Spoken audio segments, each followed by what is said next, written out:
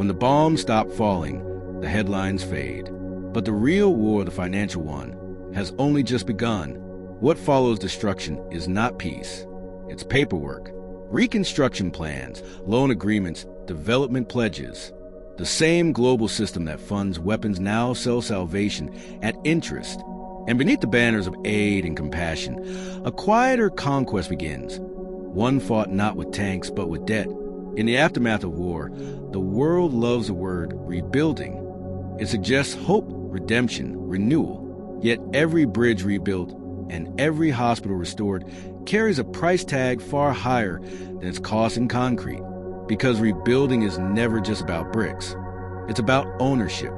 The ones who pay for recovery often end up owning the future. And Gaza, like so many places before it, is about to learn what it means to be reconstructed by creditors. Even before the dust settles, the pledges start flowing. Conferences are held in European capitals and Gulf hotels where men in suits promise billions for reconstruction. Cameras flash, applause follows, and the headlines praise generosity. But behind the speeches, the real negotiations begin. The kind that come with repayment schedules, currency guarantees, and oversight clauses buried deep within the fine print. Every promise of aid comes with condition, and every condition transfers a little more control. The logic is always the same. Destruction creates demand. Demand attracts lenders, and lenders dictate terms. The poorest nations borrow to rebuild, not realizing that debt is simply a quieter form of occupation. Interest rates replace soldiers. Budgets become battlegrounds. And soon, the country is ruled not by generals, but by accountants. In the coming years, Gaza will receive billions in promised reconstruction aid. The numbers will sound enormous. But aid is not the same as generosity. A large portion will never arrive. Another part will return to donor nations through contract awarded to their own companies. And what's left will often come as loans, soft, yes, but still loans. For every dollar help, a dollar of obligation. For every promise of relief, a clause of control. This pattern has repeated itself across history. After World War II, the Marshall Plan rebuilt Europe, but it also cemented American economic dominance for half a century. After Iraq's invasion, reconstruction contracts worth billions flowed to foreign corporations that owned the very tools, trucks, and consultants needed to rebuild what their bombs had erased. In Lebanon, Bosnia, Afghanistan, the same story. Reconstruction became an industry, a lucrative one. By 2025, Gaza is poised to enter that same cycle. And once the cameras turn away, the contracts will be signed in silence. Banks and development funds will step in, offering loans with preferential terms. The conditions will sound technical: currency stabilization, import regulations, fiscal reform. But each one subtly reshapes sovereignty. When you control a nation's money, you control its policy. When you control its reconstruction, you control its future. Imagine a city flattened by airstrikes. To rebuild it, you need concrete, steel, machinery, engineers. Gaza doesn't produce those anymore. Most factories are gone, so it must import them. But imports require foreign currency, which requires loans. The loans come from international banks, guaranteed by external governments. The money flows in, but it doesn't stay long. It leaves through payments to multinational contractors, insurance firms, and consultants. What remains locally is debt and dependency.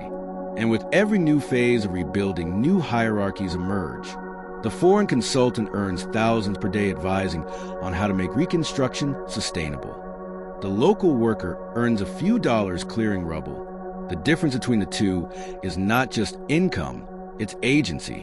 One writes the future, the other lives within it. But even this imbalance hides a deeper truth, that aid is one of the most efficient instruments control ever invented. It projects compassion while enforcing compliance. It rebuilds economies while rewriting who benefits from them. And it replaces the chaos of war with the order of markets, tamed, supervised, monetized. This is where the illusion becomes complete, because to the outside world, aid looks like rescue. To those inside it, it often feels like replacement. Local industries never recover because foreign contractors dominate reconstruction. Local banks can't compete with international lenders. Local governance weakens because donors dictate spending priorities. The war may be over, but sovereignty remains under siege, just in a quieter, more polite way. Even currency becomes a weapon of control. If Gaza's reconstruction is pegged to foreign currencies or managed through external accounts, then every future transaction, every hospital built, every school restored, depends on the consent of its financiers. It's economic puppetry in plain sight, wrapped in the language of assistance. And yet it works brilliantly, because nobody wants to criticize aid. It's politically untouchable. To question it is to seem heartless. To oppose it is to sound cruel. But the system thrives precisely because it wears the mask of morality. Underneath, it's just another market, one that trades in hope instead of commodities. The moral weight of the system doesn't lie in greed, but in indifference. It's not run by villains. It's run by institutions too large to feel guilt. The World Bank, the IMF, the development agencies, they don't bomb cities, but they reshape them. Their tools are not missiles, but spreadsheets. Their power lies in patience and time, in the quiet erosion of independence masked as progress.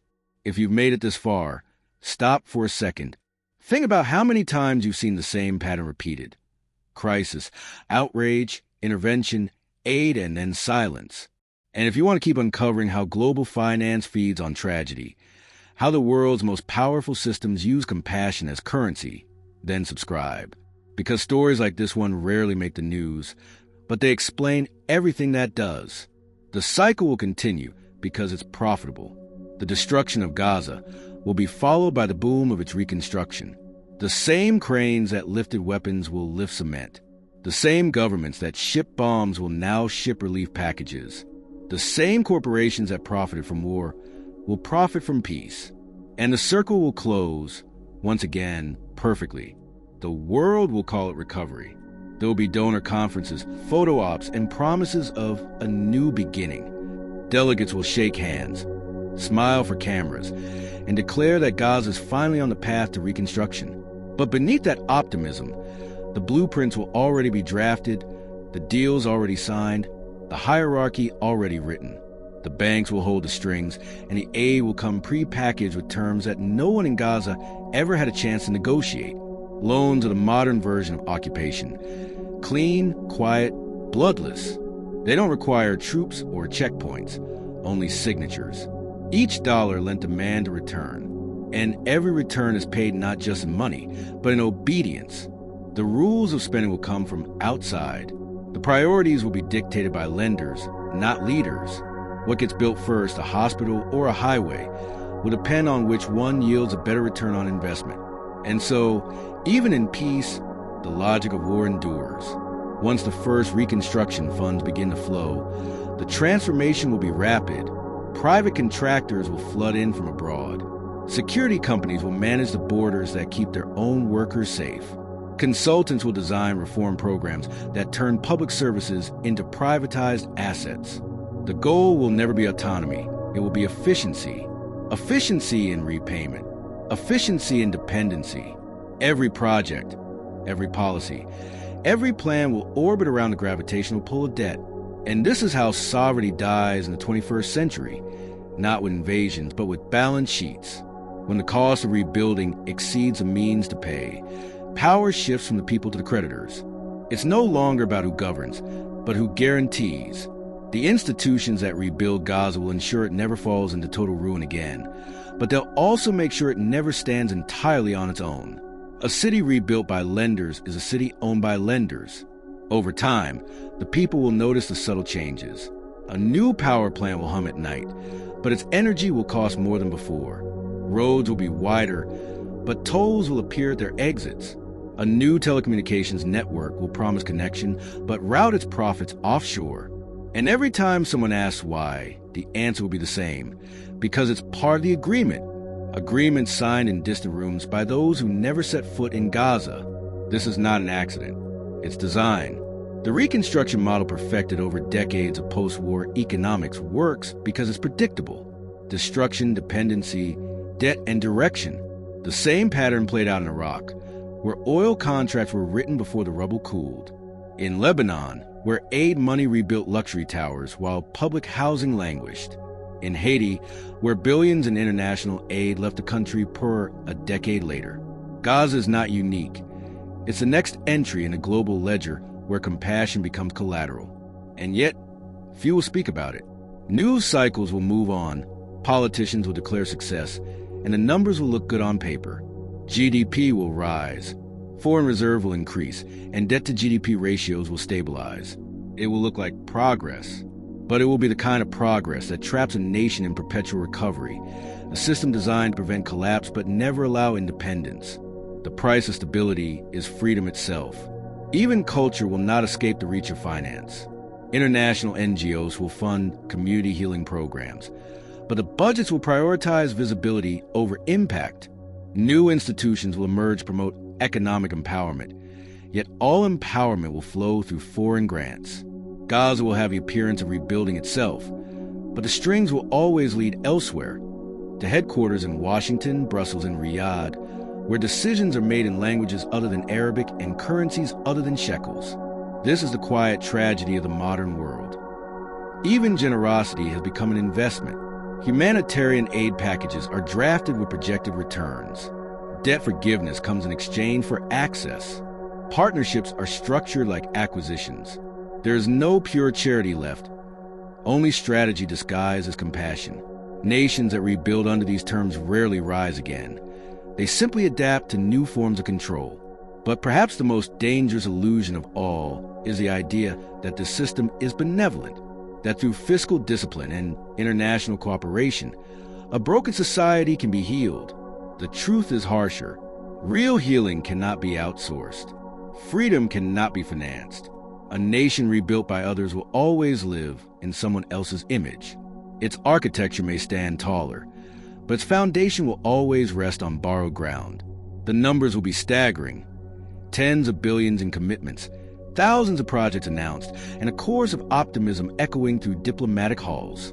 But when the loans come due, when the interest payments rise, when the cycle tightens, the same voices that once promised hope will demand compliance. And those who refuse will face economic isolation, because debt, unlike war, never ends. It just compounds quietly. And as history has shown, control no longer requires conquest.